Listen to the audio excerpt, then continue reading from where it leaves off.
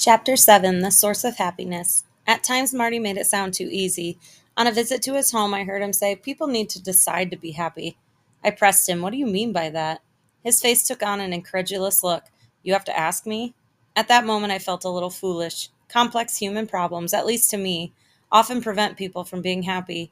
To Marty, it was a matter of common sense. I wondered, what was I missing? "Come on, Marty," I said. "Do you really think people can actually decide to be happy?" "Who makes decisions for you?" Marty asked me. "All my life, I've watched people waiting for someone else to make them happy. The way I got it figured, the only one who can make you happy is you." As I considered his point, my mind began to wander. Strangely, I thought of an old Peanuts cartoon, in which Lucy asked Charlie Brown, "Why do you think we're put on Earth?" Charlie Brown answered, "To make others happy." "I don't think I'm making anyone happy," Lucy replied, "but nobody's making me happy either." Then Lucy screamed out, "Somebody's not doing his job." I smiled at that moment, thinking Marty had something in common with the Charles Schultz, the creator of the Peanuts cartoon. Both seemed to be saying that it was silly to expect other people to have such an influence over our lives. That was Marty's third lesson. Only you can make you happy. That night, Marty told me a story that was very personal for him. I knew Marty and Mickey had 4 children. I didn't know there had been a fifth. She was their second child, Lynette, born with spina bifida. She died shortly after birth. 40 years later, Marty still grieved for her. The funeral director was a super guy, Marty said. He knew we didn't have any money, but he told us he would take care of our little girl.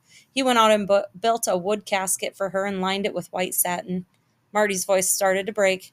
He only charged us $5. He knew we wanted to pay, but he only charged us $5. It's stuff like that. You can look for the good in people and you'll find the good. You can look for the bad in people and you'll find the bad. The way I've got it figured, you'll find what you were looking for. I'd just as soon look for the good in people. I didn't know what it was like to grow up poor. I had never known the hardship of trying to live on a meager budget while raising a family. Marty's life was filled with minimum wage jobs, borrowing on insurance policies, and working overtime to make a little more money. When his father died, he inherited one thing, a Zippo lighter with a pheasant imprinted on it. Even in the autumn of his life, Marty worked. He wanted the company's health benefits as much as the wages. Sure, he enjoyed his job, but he felt he needed to work.